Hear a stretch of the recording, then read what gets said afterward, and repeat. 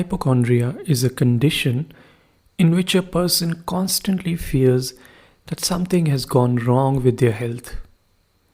But why am I talking about it? Well, for two reasons. First, we're going through a pandemic, and you'll find a lot of people around you, or probably it's the case with you, that you're constantly fearing that your health is getting worse. Maybe you've got the virus. And it's one thing to take caution, but then you also need to work or find a way that you don't get stressed and your mental health remains intact. The other reason is the book I'm going to talk about today, or in fact a particular short story that I'm going to talk about today. It's called Three Men in a Boat. It was written by Jerome K. Jerome, who was a wonderful humorist. And when you see his writings, particularly this book and some other works, some of which include Idle Thoughts of an Idle Fellow, More Thoughts of an Idle Fellow, you see quite amusing literature. How the simplest of things and simplest of ideas can make you chuckle. And that's my intention, that I know you have a lot of things to worry about, but at the same time, we must see certain funny sides while we can. And it's not really a bad idea, is it? So, I'm not going to tell you what happens in the book, Three Men in a Boat. In fact, when you open this book and for the first many pages, you see there are four characters, and the four of them are there in the boat. And you keep wondering, as it happens with many readers, that why it's called Three Men in a Boat when there are four. And then you discover something which I'm not going to reveal here. Although in certain versions these days they have added that subtitle which kind of acts as a spoiler. So I'm not going to tell you what happens in the boat and what these men are. But I'm going to tell you from the first page itself and the first few pages how the writer, or the narrator in this case, tells us about the same problem, his hypochondria. So I'm going to read the first few pages, and I hope it'll give you a taste of the story, and at the same time it'll make you laugh about the hypochondriac nature of the character. So here we go.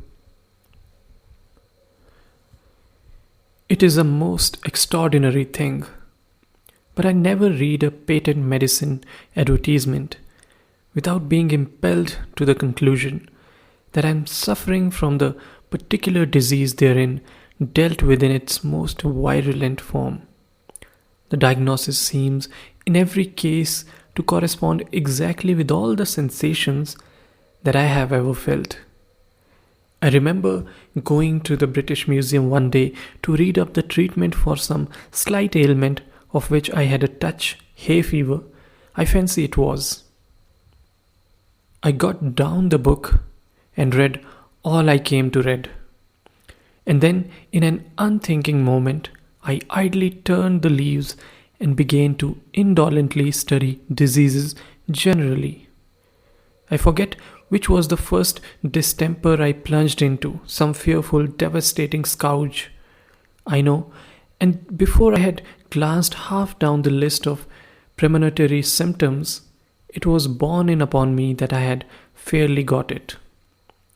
I sat for a while, frozen with horror, and then in the listlessness of despair, I again turned over the pages. I came to typhoid fever, read the symptoms, discovered that I had typhoid fever. Must have had it for months without knowing it. Wondered what else I had got. Turned up St. Vitus's dance. Found, as I expected, that I had that too. Began to get interested in my case and determined to sift it to the bottom, and so started alphabetically. Read up and learned that I was sickening for it, and that the acute stage would commence in about another fortnight. Bright's disease, I was relieved to find I had only in a modified form, and so far as that was concerned, I might live for years. Cholera I had, with severe complications, and diphtheria I seem to have borne with. I plodded through the 26 letters, and the only melody I could conclude I had not got was housemaid's knee. I felt rather hurt about this at first. It seemed somehow to be a sort of slight. Why had I not got a housemaid's knee? Why this invidious reservation? After a while, however, less grasping feelings prevailed. I reflected that I had every other known melody in the pharmacology, and I grew less selfish and determined to do without housemaid's knee. Gout, in its most malignant stage, it would appear, had seized me without my being aware of it, and zymosis I had evidently been suffering with from boyhood. There were no more diseases after zymosis, so I concluded there was nothing else the matter with me. I sat and pondered.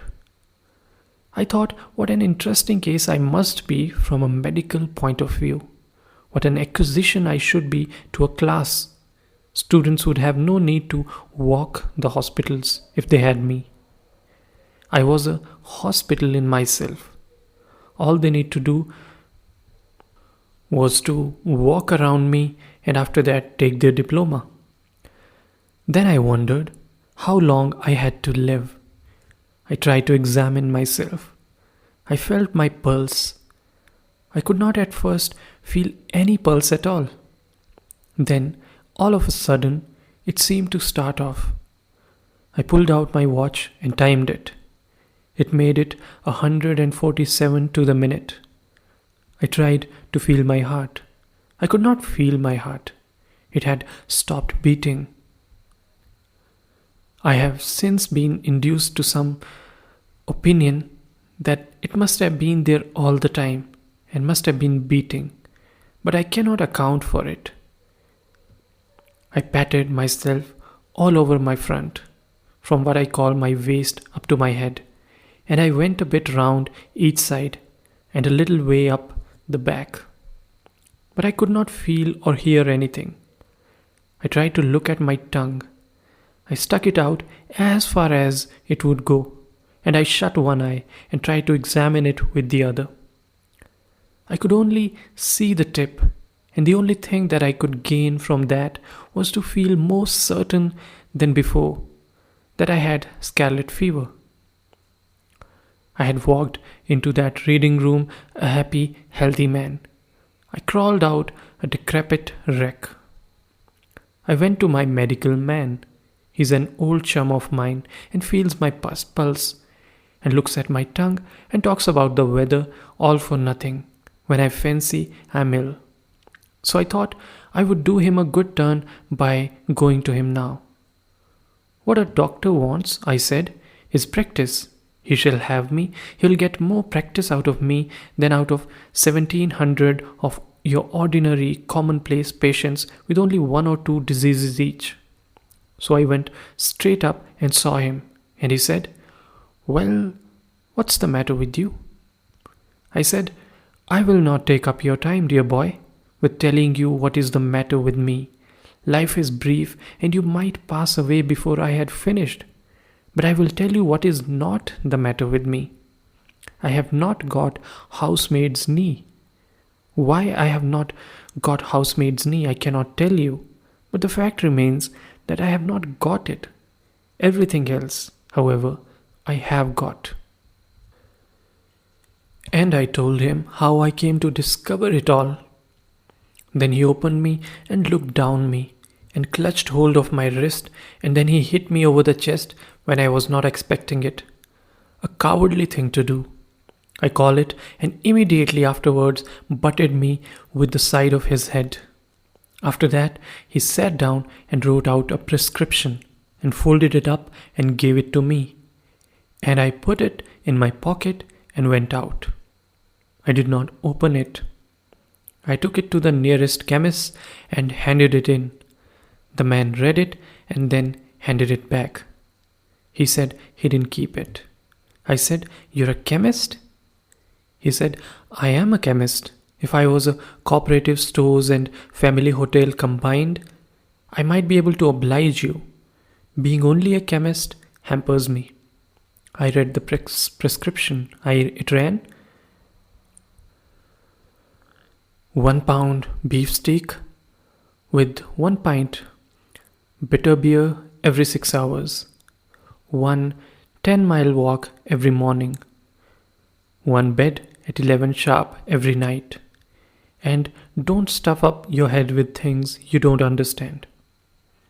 I followed the directions with the happy result, speaking for myself, that my life was preserved and is still going on. In the present instance, going back to the liver pill circular, I had the symptoms beyond all mistake, the chief among them being a general disinclination to work of any kind. What I suffer in that way, no one can tell. From my earliest infancy, I have been a martyr to it. As a boy, the disease hardly ever left me for a day. They did not know then that it was my liver.